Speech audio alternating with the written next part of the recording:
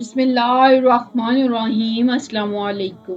جب شہادتیں ہو چکی تھی تو یہ لٹا ہوا قافلہ اہل بیت کا بدبخت یزید کا حکم آیا کہ اسے ابن زیاد کے پاس کوفہ اور چند دن کوفہ میں رکھے اور پھر اس کے بعد ان قیدیوں کو ان سروں کو نیزوں پر رکھ کر ایک جلوس کی شکل میں دمشق میں میرے دربار تک لایا جائے۔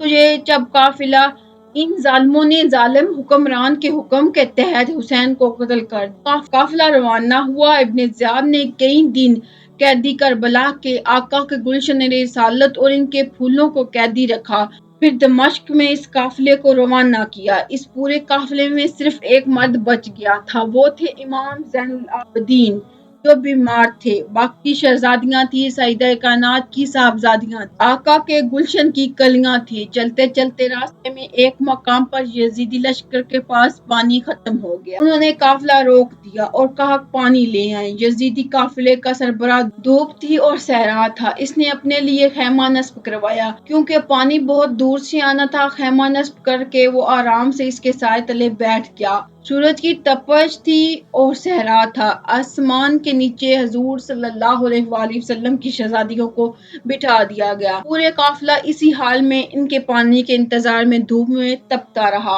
امام علی مقام حضرت حسین کی پیاری لگتے جگر سیدہ سکینہ دھوپ میں چھوٹی سی معصوم شہزادی نے دیکھا کہ صحرا میں ایک چھوٹا سا ٹیلہ ہے جس کے ساتھ ایک جھاڑی ہے اور اس کا ایک چھوٹا سا سایہ ہے۔ سیدہ سکینہ اس دھوپ میں اس سایہ دار چھوٹی سی جھاڑی میں ریت کا سرہانہ بنا کر لیٹ گئی۔ سیدہ سکینہ کی آنکھ لگ گئی، آڑ تھی اس جھاڑی کی۔ پانی آیا، یزیدیوں نے آواز دی، قافلہ چل پڑا۔ کسی کو خبر نہ ہوئی کہ سیدہ سکینہ وہیں رہ گئی ہیں۔ قافلہ تھوڑا آگے بڑھا تو جس شخص کے ہاتھ میں نیزہ تھا امام علی مقام حضرت حسین کا، وہ نیزہ نیچے گرا۔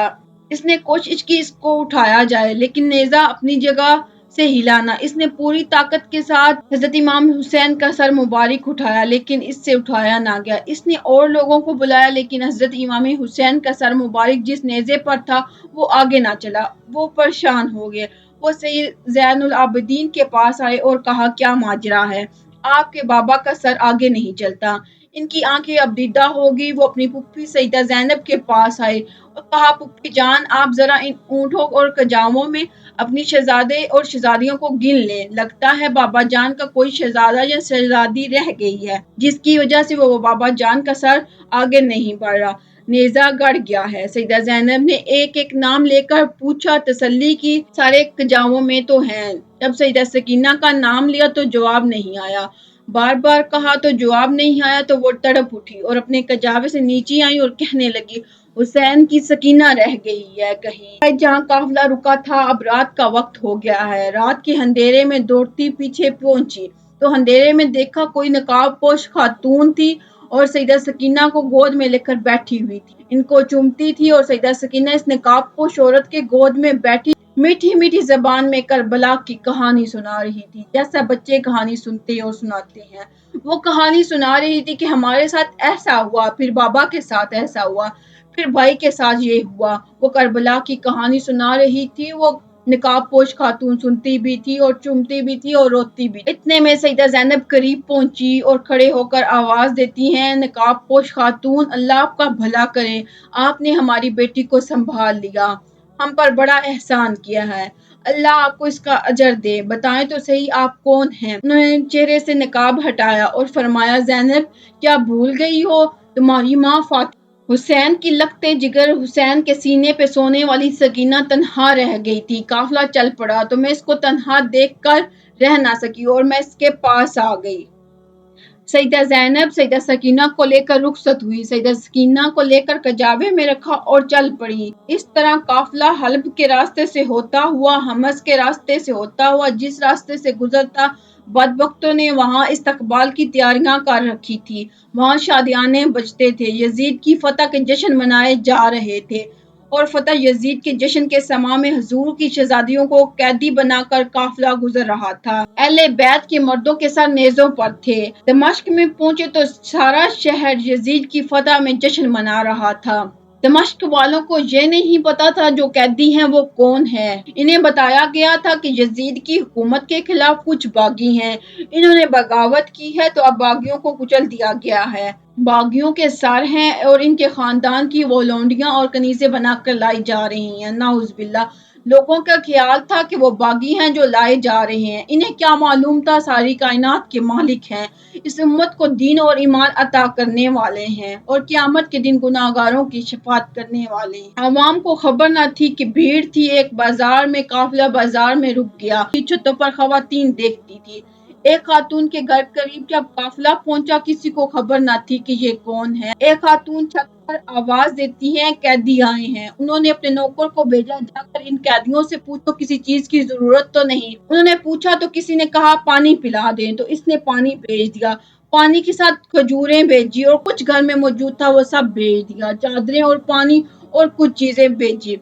सीधा ज़ैनब जिसको जरूरत थी उसको खिलाती गई। काफिला रुका तो उन्होंने पैगाम देकर पूछा इस खातून से। इतने में वो खातून खुद आ गई। कहा सैयदा ज़ैनब ने इस खातून से कहा तुमने हम पर इतना एहसान किया है, इस पूरे बाजार में सवाए तमाशा देखने के हमारा कोई वाकिफ न था, तुमने हमारे साथ इस कदर भलाई क्यों की है। इसने कहा मैं आपको नहीं जानती, आप कौन हैं। वो औरत कहने लगी मैं एक जमाने में मदीना में सैयदा फातिमातुल ज़हरा की नौकरानी थी। मेरी जवानी वहीं गुजरी थी। मैं सैयदा फातिमातुल ज़हरा की नौकरानी थी और जब मैं मदीना से रुखसत होने लगी तो मैंने सैयदा फातिमा से बहुत ज्यादा दवाएं ली और अर्ज की आप मुझे कोई नसीहत करें। तो मुझे सैयदा कायनात ने नसीहत की थी कि अच्छा जा रही हो दमिश्क, दमिश्क में सलामत रहना।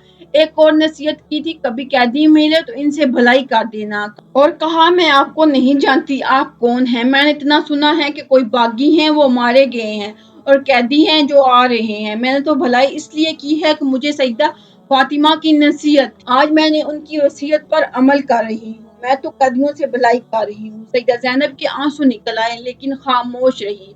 आपने जवाब में कहा अच्छा बीबी तूने कैदियों से भलाई की है, कैदियों पर एहसान किया है, बता हम कैदी लोग तेरी भलाई का बदला क्या दें, बदले में क्या चाहती हो। इस बीबी ने कहा आप मेरे लिए दवा कर दें। जब मैं सैयदा फातिमा की नौकरानी थी तो इनके छोटे छोटे दो बेटे थे, हसन और हुसैन, और एक छोटी शहजादी थी ज़ैनब। इनको बचपन में देखा था, छोटी उम्र थी। सईदा तो विसाल फरमा गई। अब मुझे नहीं मालूम वो किस हाल में है। मैंने सुना था हुसन को शहीद कर दिया गया। अब मेरी ये इल्तिजा है दवा कर दे मैं कभी जिंदगी में सईदा कायनात के बेटे हुसैन को देख लूं और इनकी शहजादी सईदा ज़ैनब को देख लूं, मेरी इनसे मुलाकात हो जाए, ये आप मेरे लिए दवा कर दें। तो सईदा ज़ैनब फरमाती हैं बीबी तेरी दवा कबूल हो गई है। ये नेज़े पर हुसैन है और ये कैदी ज़ैनब है। इसी हाल में दमिश्क में दाखिल हुए। हजूर सल्लल्लाहु अलैहि वसल्लम के एक सहाबी हजरत सहल से रवायत है, वो बयान करते हैं मैं किसी काम से बैतुल मुकद्दस जा रहा था।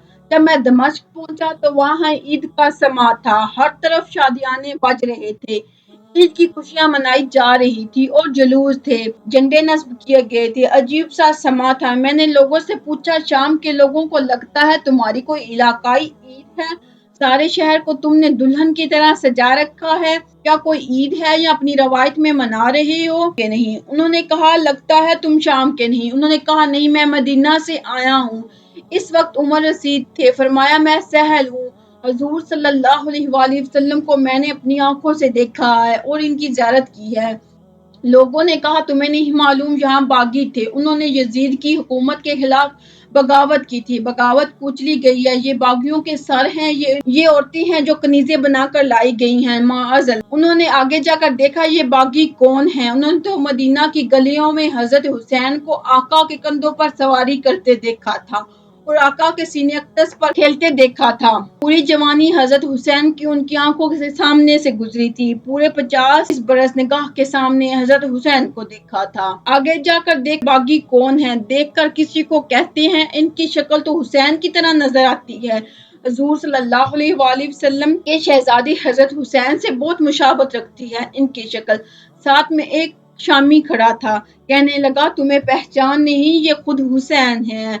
वो रोने लगे और रोकर कहने लगे ये काफिला कहाँ जा रहा है। वो कहते हैं मैं इस काफिले के साथ चल पड़ा और दरबार यजीद तक ان کے ساتھ کیا، اور جو کچھ دربار یزید میں ہوا وہ میں بیان ہی نہیں کر سکتا۔ اس دربار میں بدبخت یزید شراب میں دھت شطرنج کھیل رہا تھا۔ جب قافلہ پیش ہوا تو ساری شہزادیوں اور امام زین العابدین کو کھڑا کر دیا تو اس وقت آگے بیٹھا اور ایک ایک کا نام لے کر پوچھ رہا تھا، یہ کون ہے، وہ کون ہے، اور یہ کون؟ سیدہ سکینہ چھوٹی سی عمر تھی، 4-5 سال کی عمر تھی، اپنے ہاتھوں سے اپنے چہرے کو چھپاتی وہ بدبخت پوچھتا ہے، یہ کون ہے جو چہرہ چھپا رہی ہے؟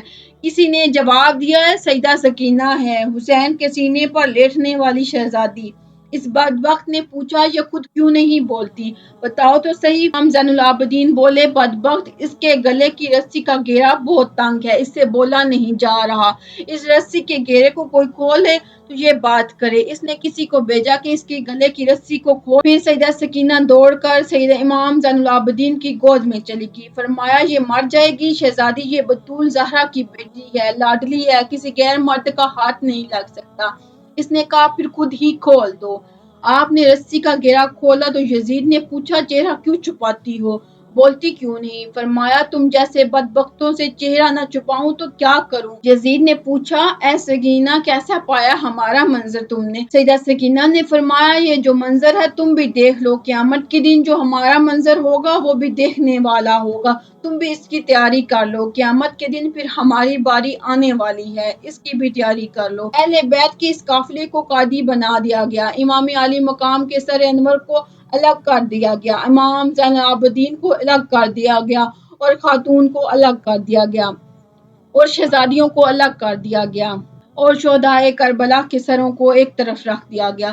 اسی طرح کچھ وقت گزرنے کے بعد ایسے واقعات ہونے لگے کہ اس نے محسوس کیا یزید نے کہ اہل بیت کے قافلے کو یہاں رکھنا مناسب نہیں، اس کی حکومت کے خلاف کوئی بڑی بغاوت ہو سکتی ہے۔ اس نے فیصلہ کیا کہ ان کو واپس مدینہ بھیج دیا جائے۔ امام زین العابدین کو کہا کہ سارے قافلے کو جمع کر لیا جائے اور انہیں مدینہ لے جائیں۔ امام زین العابدین نے کہا، ہم جاتے ہیں، ہماری کچھ چیزیں تم نے لوٹی ہیں وہ واپس کر دو۔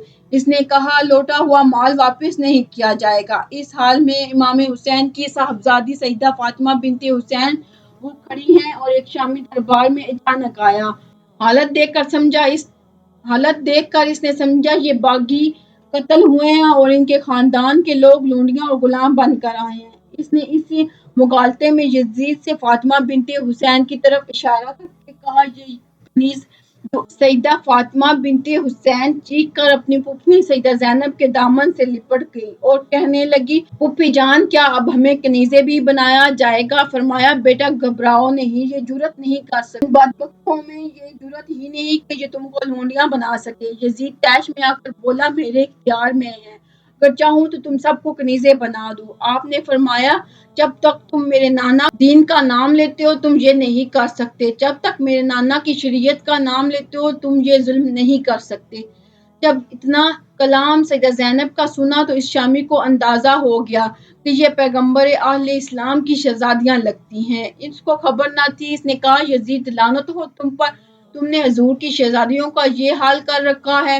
میں تو سمجھا تھا کیسے روم کے دربار سے روم کی کوئی بغاوت کچلی گئی ہے اور ان کی یہ کنیزیں ہیں، یہ تو مصطفیٰ کی شہزادیاں ہیں اور ساری کائنات ان کی کنیز ہے۔ جب اس نے یہ کہا کہ یزید تم پر لعنت ہو تو یزید نے اسی وقت جلاد کو حکم دیا اس کا سر قلم کر دیا جائے۔ امام زین العابدین نے کہا، ہماری کچھ چیزیں تم نے لوٹی ہیں وہ واپس کر دو، ہم مدینہ چلے جائیں گے۔ یزید نے کہا، لوٹا ہوا مال واپس نہیں ہوگا، تمہیں کچھ دینار دیتا ہوں، تم وہ لے کر مدینہ چلے جاؤ۔ امام زین العابدین نے فرمایا، ہم لعنت بھیجتے ہیں تمہارے دیناروں پر، جو تم نے ہمارا مال لوٹا ہے وہ ہمیں بس واپس کر دو۔ وہ چند چادریں جو ہماری ماں فاطمہ کے ہاتھ کی بنی ہوئی ہیں، وہ کچھ کپڑے ہیں جو ہماری اماں فاطمہ کے ہاتھ کے بنے ہوئے ہیں، ایک گلابند ہے جو اپنی شہزادی کو پہنایا تھا وہ واپس کر دو۔ ہم 3 یادگاریں سیدہ فاطمہ کی واپس لے کر چلے جائیں گے۔ وہ تینوں چیزیں لے کر واپس امام زین العابدین نے تینوں چیزیں لی اور قافلہ روانہ ہوا۔ چلتے چلتے